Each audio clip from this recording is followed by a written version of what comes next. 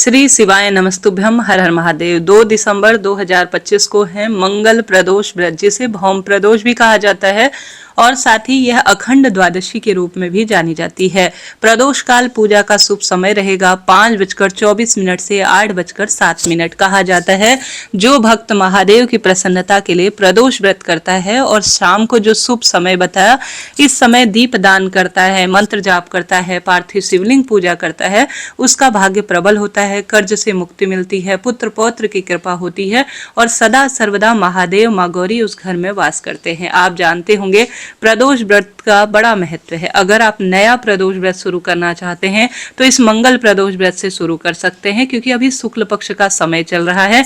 इसके बाद खरमास लग जाएगा तो फिर आप व्रत शुरू नहीं कर पाएंगे, तो अभी आप नया व्रत शुरू कर सकते हैं। 2 तारीख की जो महिमा है ना, 2 तारीख का अर्थात मार्गशीर्ष शुक्ल पक्ष की द्वादशी, इसका बहुत बड़ा महत्व शास्त्रों में कहा गया है, क्योंकि इस दिन मत्स्य द्वादशी, दान द्वादशी, अखंड द्वादशी इसे कहा जाता है, व्यंजन द्वादशी के रूप में जाना जाता है। शास्त्र प्रमाण कहता है कि अगर इस दिन व्रत कर लिया जाए ना, तो आपके जो कभी खंडित हुए व्रत हैं, पूजा पाठ अधूरी खंडित सी रही है, तो मात्र इस व्रत को कर लेने से साल भर में यह एक दिन ऐसा होता है जो कि अपने आप में उस व्रत को पूर्ण करने का कार्य करता है। संभव हो तो व्रत करें, नहीं तो कोई दिक्कत नहीं, मात्र कुछ कार्य करने से आप अखंड द्वादशी और प्रदोष व्रत का संपूर्ण फल स्वतः ही प्राप्त कर सकते हैं। तो नाम मंत्र का स्मरण करते हुए कमेंट बॉक्स में श्री शिवाय नमस्तुभ्यम या ओम नमो भगवते वासुदेवाय जरूर लिख दीजिएगा जी। निश्चित रूप से आपकी सब कामना सिद्ध होगी। अब मैं पंचांग में से पढ़ रही हूँ। इस दिन अमृत सिद्धि योग और रवि योग और अश्विनी नक्षत्र का निर्माण हो रहा है, जो कि इस दिन को खास बना रहा है। ध्यान से सुने कैसे उपाय करना है। पहला उपाय जो गुरुजी ने इन दिनों अपनी कथा में बताया है, वह आपको बता रही हूँ। इसका शास्त्र प्रमाण भी मिलता है। गुरुजी कहते हैं 2 वृक्ष ऐसे हैं जो कि अपने आप में देवतुल्य और पितृतुल्य कहे गए हैं। इन 2 वृक्षों की जड़ की मिट्टी चमत्कार करती है। तो इस जो प्रदोष है उससे आप 5 प्रदोष करने का या 7 प्रदोष करने का नियम बांध लीजिए। हालांकि इस कार्य को आप मासिक शिवरात्रि के दिन भी कर सकते हैं, जो कि दूसरे दिन आती है, अर्थात बुधवार को आएगी, तो आप उस दिन कर सकते हैं। नहीं तो यह प्रदोष सबसे श्रेष्ठ है। तो 5 या 7 प्रदोष आप किसी भी कामना, जो भी आपके मन में लंबे समय से वंश वृद्धि नहीं है, मनचाहा विवाह चाहते हैं, कर्ज मुक्ति का चाहते हैं, तो 5 या 7 प्रदोष ही तो करना है। तो एक बार कर लीजिएगा, लाभ तो आपको होना ही है। तो उपाय करने के लिए आपको सामग्री की आवश्यकता पड़ेगी। 2 गोल दीपक और आंकड़े के पेड़ की जड़ की मिट्टी, अर्थात आंकड़ा मतलब जिसे मंदार भी कहा जाता है, आसानी से मिल जाता है बाजार में। तो आंकड़े के पेड़ की मिट्टी लाइए और साथ ही समी पेड़ की थोड़ा सा मिट्टी ले आइए। दोनों मिट्टियों को आपस में मिला लीजिए, ठीक है। अब यह कोशिश करें आप शाम को प्रदोष काल का जो मैंने शुभ समय बताया उस समय करते हैं तो चमत्कार होता है। उस समय नहीं कर पाते हैं तो कोई दिक्कत की बात नहीं, आप साधारण सरल तरीके से कभी भी पूरे दिन भर में कर सकते हैं। देखिए शाम को कई बार ऑफिस जाना रहता है, तो ऐसी स्थिति में इस उपाय को सुबह भी किया जा सकता है। तो आप 2 पेड़ की मिट्टी लाए, एक आंकड़ा और एक मंदार के पेड़ की मिट्टी लाए और अपने घर के किसी भी गमले में या किसी भी प्लेट पर एक शिवलिंग बना लीजिए। अब पुत्र प्राप्ति, वंश वृद्धि के लिए आप उस पार्थिव शिवलिंग में एक छोटा सा मिट्टी का लिंगनुमा आकृति बना लीजिए। अगर संतान की कामना है तो इसमें आप कच्चा दूध, घी मिला सकते हैं, पंचामृत मिला सकते हैं। इच्छा शक्ति सामर्थ्य आपकी है, आपकी जो भी इच्छा है उस स्वरूप में आप कार्य कीजिएगा। उसके बाद आप सभी को सुंदर भाव सच्चे मन से एक छोटा सा पार्थिव शिवलिंग बनाना है और 2 दीप दान करने हैं, अर्थात 2 दीपक लगाने हैं। अब आपके जो भी मनोकामना है, दाहिने हाथ में आप पुष्प लीजिए, अक्षत लीजिए और कहें कि हे महादेव, शिव महापुराण में बताया गया जो है पार्थिव शिवलिंग निर्माण मैंने किया है और इस निर्माण के पूजन को मैं इस कामना के सहज, जैसे पुत्र प्राप्ति की इच्छा है तो वह कहें, विवाह की है तो वह कहें, मेरा नाम गोत्रीय है, मेरी कामना को पूर्ण करें, ऐसी आप प्रार्थना कर कर भगवान जी का जो लिंगनुमा आकृति बनाई है उन चरणों में छोड़कर दीप प्रज्वलित कर कर बेलपत्र, आंख धतूरा और जो भी आपके पास है सामग्री, तिल इत्यादि समर्पित करें। भोग प्रसाद लगाएं। जब दीपक ठंडा हो जाए, आपकी पूजा पूर्ण हो जाए, तो आप इन जो मिट्टी के एक शिवलिंग बनाया है आपने शमी और मंदार के पेड़ की मिट्टी से, उससे आप पूर्ण रूप से वहीं पर इसे विसर्जित कर दीजिए। चाहिए। तो इस तरह से आपको सरल सा उपाय करना है, बहुत इसके लाभ हैं और चमत्कार की तरह काम करता है। या तो 5 प्रदोष कर लीजिए या 7 प्रदोष का आप संकल्प ले लीजिए और निश्चित रूप से यह कार्य विश्वास से करेंगे तो लाभ देता है। जो इन 2 वृक्षों के पेड़ की मिट्टी है ना, वह एक तरह से सबसे श्रेष्ठ कही गई है और अपने आप में लाभदायक मानी जाती है। तो पहला उपाय जो मैंने बताया जो इस दिन करना है और जीवन में चमत्कार रूप में कहा गया है, तो पहला उपाय आपको समझ में आ गया है, आशा है, उम्मीद है। फिर भी कोई प्रश्न है तो आप पूछ सकते हैं, आपका अपना चैनल है, सभी प्रश्नों का उत्तर आप प्राप्त करेंगे। बढ़ते हैं दूसरे उपाय की तरफ, जैसे कि अखंड द्वादशी इसे कहा जाता है।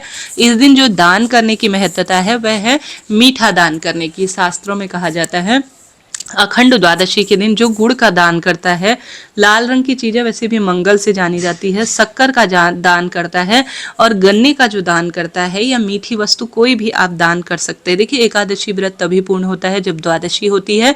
प्रदोष व्रत में भी दीपदान की महत्वता कही गई है और अन्नदान तो अपने आप में फल देता ही है।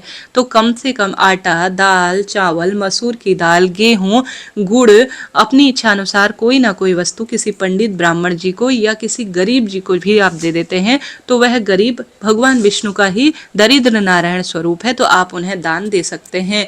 आप अगर किसी इस दिन अपने बच्चे के हाथ से जिसको क्रोध आता है या आप स्वयं रोग से प्रभावित है या मांगलिक दोष है, बच्चों के जीवन में विवाह नहीं हो रहा है, तो उनके हाथ का स्पर्श कराकर किसी मंदिर में लाल आसन, तांबे की जो सिक्के होते हैं, तांबे का लोटा होता है, कोई घंटी होती है, कोई मार्चिस होती है, लाल रंग की चीजें किसी महादेव के मंदिर में या श्री नारायण के मंदिर में या हनुमान जी के मंदिर में छोड़कर आ जाते हैं तो अखंड द्वादशी और प्रदोष व्रत आपका सफल हो जाता है।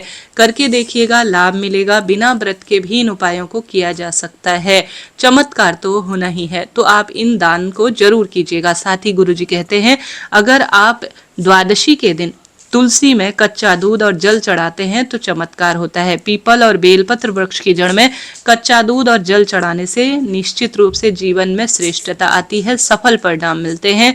साथ के साथ आप सभी कोशिश करें कि आप गुरुजी के बताए अनुसार प्रत्येक प्रदोष व्रत की सुबह या शाम जब भी समय मिले 1 कनेर का फूल, 1 बेलपत्र और 1 शमी का पत्ता, यह 3 चीज नियम से कनेर का फूल, शमी का पत्ता, बेलपत्र शिवलिंग पर जरूर चढ़ाएं। कहा जाता है जो भी कनेर का फूल, बेलपत्र और शमी का पत्ता शिवलिंग पर चढ़ाता है उसका कल्याण होता है, सौभाग्य बढ़ता है और दुख दरिद्रता स्वतः ही मिट जाती है। तो कोई ना कोई जो है आप कार्य कीजिएगा, लाभ तो आपको मिलेगा ही। इस तरह से यह मैंने आपको प्रदोष व्रत की बात बताई।